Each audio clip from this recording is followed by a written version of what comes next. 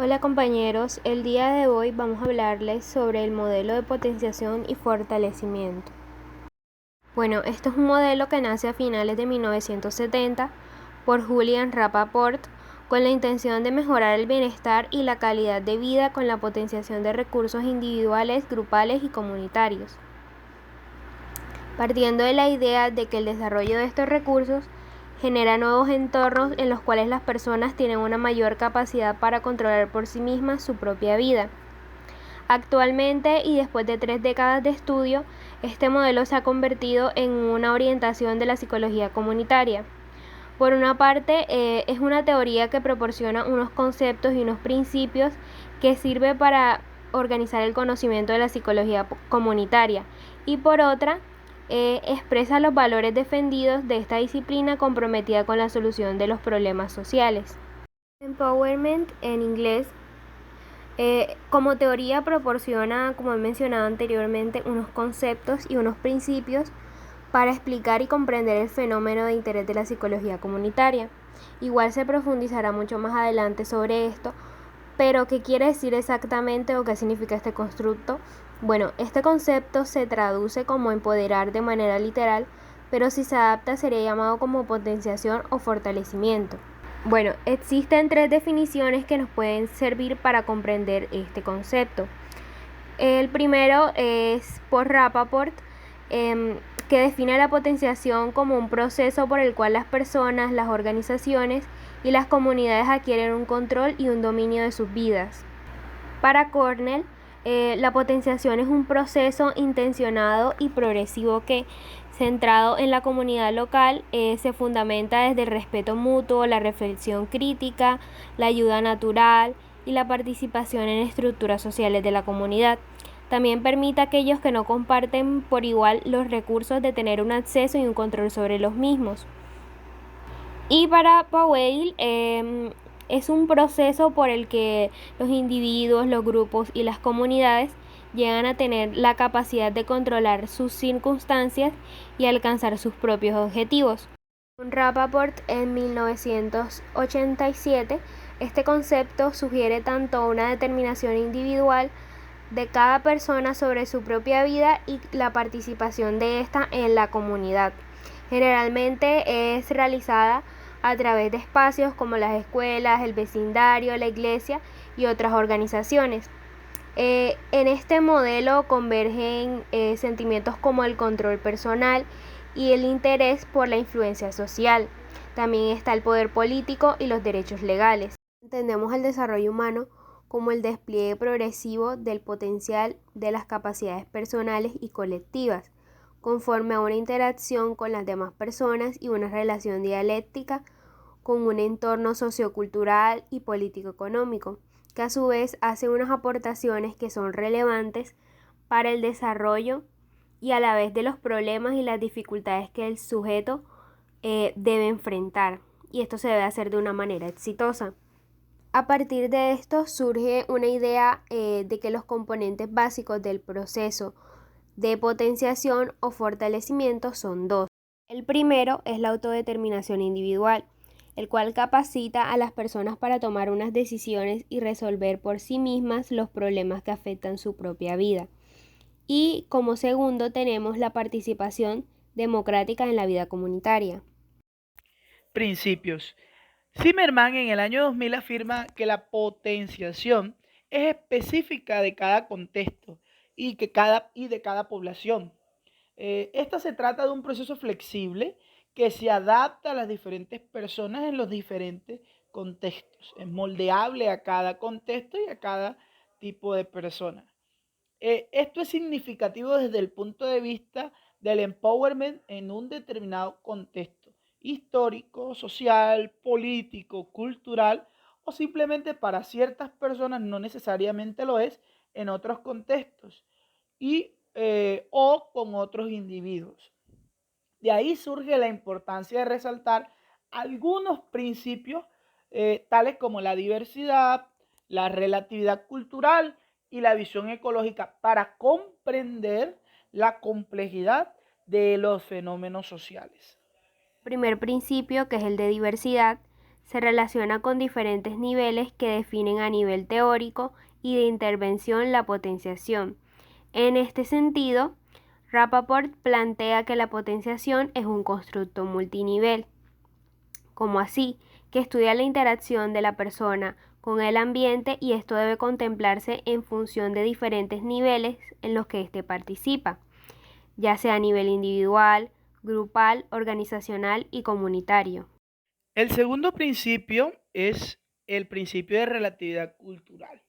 Este implica comprender cómo las personas construyen su realidad, es decir, cómo organizan e interpretan el mundo para el que viven su vida cotidiana. Eso nos lo dice Nagayama en el 2005. El ser humano, el grupo, la sociedad, están inmersos en un mundo de objetos y de relaciones cuyo significado surge fundamentalmente del modo en que han sido definidos por aquellos con quienes se ha interactuado. El profesional, por su parte, debe iniciar un proceso de toma de conciencia de su propia cultura, es decir, debe observar y estar atento por qué se hace lo que se hace, para comenzar así a tomar conciencia que nuestras formas de vida, por familiares que nos resulten, son solo nuestras y a menudo experimentadas y vividas de forma diferente y con otros significados para la gente de otros lugares, incluso muy cercanos a los nuestros. Asumir nuestro propio etnocentrismo, que es la centralidad de nuestra cultura, nos permite asumir que lo que hace el otro es tan normal, por raro que esto nos parezca, como cualquier cosa habitual para nosotros. El tercer principio es el principio de la visión ecológica, haciendo énfasis en un conjunto de proposiciones e hipótesis que deben guiar el desarrollo teórico y el estudio empírico de la potenciación. Es decir, que se tiene en cuenta el modelo sistémico para el abordaje de este principio. Bueno, ahora pasamos a los niveles. Zimmerman en el 2000, citado por Silva y Loreto en el 2004, plantean que más allá de integrar elementos importantes tales como lo son una relación entre el esfuerzo y la consecución de metas, es importante reflexionar de forma crítica para que el acceso a los recursos permita en gran medida tener un control sobre la vida de la persona. También es necesario que a partir de esta teoría establecer unos niveles dentro del proceso que conllevarán al empoderamiento y asimismo unos resultados pertinentes a estos. Entonces encontramos que el primer nivel es uno llamado el nivel de análisis individual, que este comprende un proceso de potenciación en el cual está basado el aprendizaje en cuanto a unas habilidades para la toma de decisiones, el manejo de los recursos y el trabajo con las demás personas. Y también como resultado de dicho proceso se espera un sentimiento de control, de una conciencia crítica y de comportamientos participativos dentro de tu comunidad. Como segundo nivel encontramos el análisis organizacional, que abarca el proceso de búsqueda de potenciar las habilidades como compartir el liderazgo y la responsabilidad, así como unas oportunidades de participar en procesos de toma de decisiones, pues lo cual va a llevar a la persona a unos resultados que se basan desde las redes de trabajo y la unión en las organizaciones internas, como también unas competencias afectivas y el manejo de los recursos e influencias a nivel político, vuelvo y lo digo, interno. Como tercer nivel encontramos el nivel de análisis comunitario. Por medio de este es más un proceso de potencialización que busca alcanzar una tolerancia cultural que respeta la diversidad que encontramos en la comunidad. También encontramos una apertura a las estructuras mediadoras por el medio de las cuales se coincide el acceso a los recursos de la comunidad. Y finalmente, para este proceso está guiado los resultados como el liderazgo plural. También unas mejoras de habilidades relacionadas como la participación activa de los residentes en la vida comunitaria.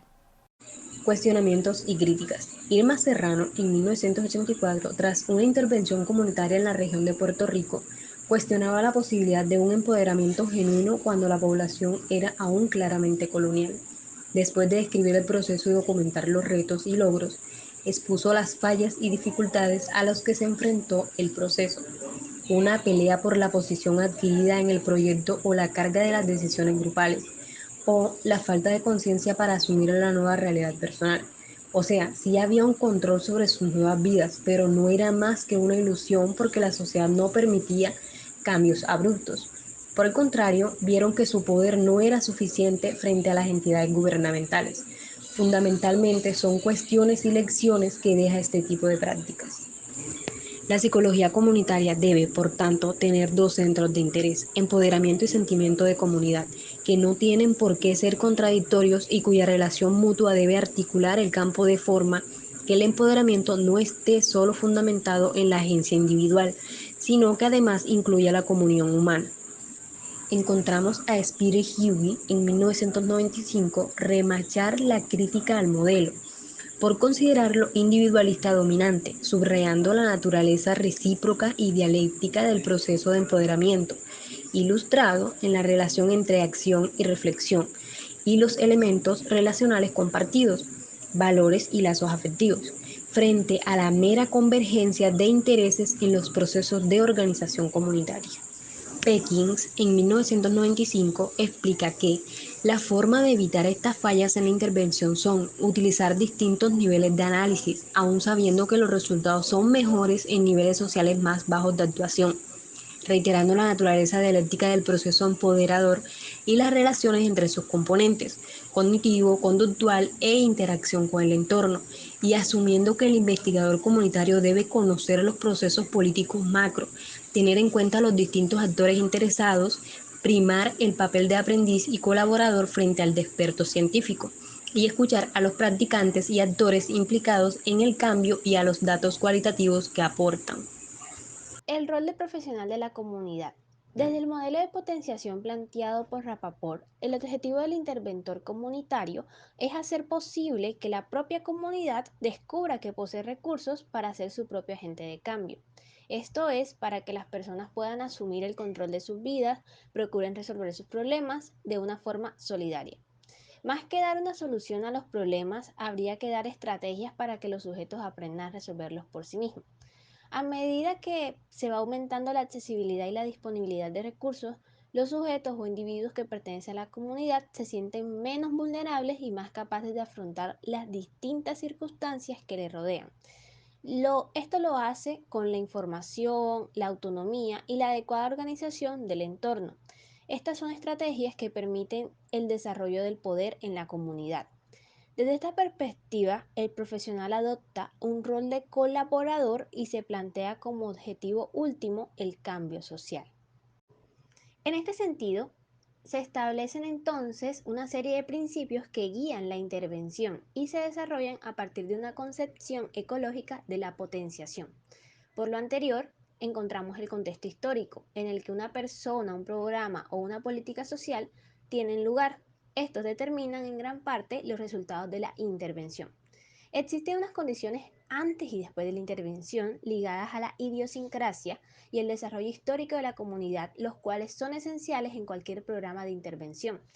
Para tener también en cuenta está la importancia del contexto cultural, pues hay que contemplar la cultura del entorno como un aspecto fundamental para reflejar la diversidad y la relatividad cultural que ofrecen los diferentes marcos ambientales. El estudio de las personas, organizaciones y políticas sociales se debe hacer de forma continuada y longitudinal. La investigación longitudinal y el estudio de forma continuada es al menos lo más deseable y quizás lo más necesario para poder estudiar a profundidad una comunidad. Y el trabajador de la comunidad no es un mero observador, ya que es consciente de su visión del mundo.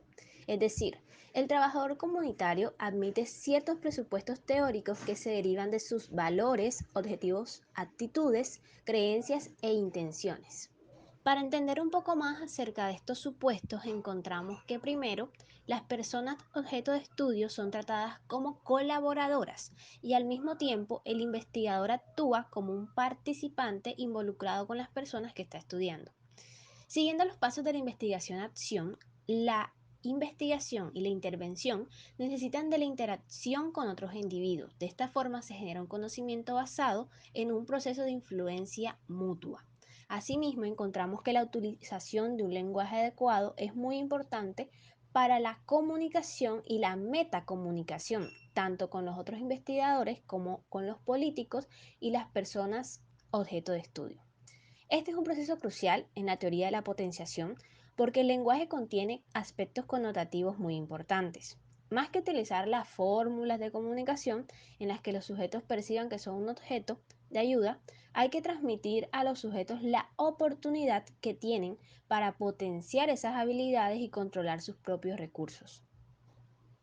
Aclarado el punto de los supuestos, podemos continuar con los demás principios. Encontramos entonces que las condiciones de participación en un entorno tendrán un impacto sobre la potenciación de sus miembros. Esto quiere decir que cuanto más favorables sean las condiciones del entorno, la propia historia, entre otros factores, mayores serán los efectos en el desarrollo de la potenciación. Una organización ha de actuar con una ideología de potenciación. Esto quiere decir que una organización que posea esa ideología desarrollará mejor sus recursos que una organización que actúe bajo una ideología de dependencia. También encontramos que los programas han de centrarse en comunidades específicas, es decir, las soluciones desarrolladas localmente tienen más a la potenciación que la creación de líneas generales de actuación. Hay que ser más específicos para lograr mejores resultados. También encontramos el tamaño de los entornos. Este es un aspecto muy importante a contemplar porque a él van asociados otros aspectos como la especificación de recursos, roles, entre otros. Y la potenciación se dirige al desarrollo de los recursos de personas y entornos. En definitiva, la potenciación cree en el poder de la gente para dirigir sus propias vidas y en su dominio para involucrarse en la vida de la comunidad. Es decir, cada uno es autónomo y entre todos podemos lograr mejores resultados. Dentro de lo que es la práctica de la potencialización, existen diferencias entre la intervención tradicional y una centrada en la potencialización. Al menos tres cuestiones emergen de estas cuando se habla del objetivo, propósito y método de la intervención. A quién va dirigida, por qué intervenir y cómo se interviene. La cuestión de la población del objetivo puede ser dividida en cuatro categorías: el individuo, el grupo primario, la familia, el grupo asociado y las personas que comparten estos mismos valores, actividades, entre otras. Y un grupo institucional formado por la comunidad. La cuestión sobre el propósito de la intervención contiene una serie de posibilidades. La intervención tradicional se centra más en remediar unos problemas cuando no han aparecido o cuando ya han aparecido. La intervención preventiva es para reducir una incidencia de un problema. La intervención para desarrollar o promover la salud en un marco de un funcionamiento integrado. Mientras tenemos que la intervención para promover la potencialización o promover las posibilidades está centrada en personas u organizaciones y comunidades que van a ganar el control y dominio sobre sus propias vidas. Como la definición de potencialización, en realidad se amplían este tipo de intervenciones a la que se opta por un trabajador comunitario. Entonces, este trabajador comunitario va a tener unas características. Entonces se sabe que es una persona fuerte, facilitadora dentro de este grupo o personas y se encuentra relacionado a unos factores ambientales y personales grupales.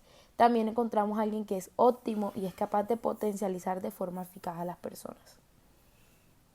En el cuadro que vemos acá, encontramos que hay unas estrategias y unas actividades estratégicas. Dentro de las actividades estratégicas hablamos de una capacitación para la organización y la participación, sensibilización, concientización. También encontramos información abierta y precisa, concreta y oportuna para llegar a las necesidades o la situación que está ocurriendo. Encontramos una codirección y una toma de decisiones correctas y adecuadas al contexto, una discusión y reflexión sobre la comunidad. Pero para las estrategias nos encontramos que es como el medio para estas mismas, donde la participación y la decisión-acción están a cargo de la comunidad. Va a haber una validez psicopolítica de los pensamientos, una problematización, un control y poder de la comunidad. Y esto va de la mano con un desarrollo del poder político y del sentido de la eficacia política de las comunidades y de las personas interesadas en producir cambios dentro de estas mismas. El control y poder de la comunidad también va de la mano con una participación comprometida, lo que tiene que ver con un compromiso individual entre cada una de las personas de la comunidad.